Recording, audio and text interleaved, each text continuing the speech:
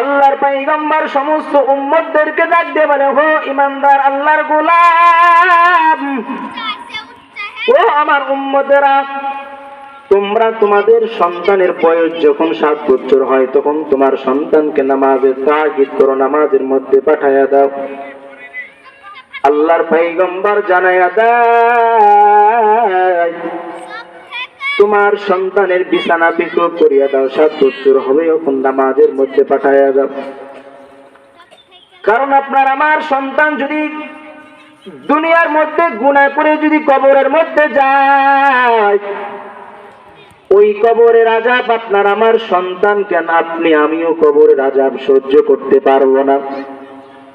ওই কবরের আযাব এতটাই খারাপ, এত ভয়ঙ্কর কবরের আযাব, কবরের আযাব সহ্য করার মতো আপনার আমার ক্ষমতা নাই।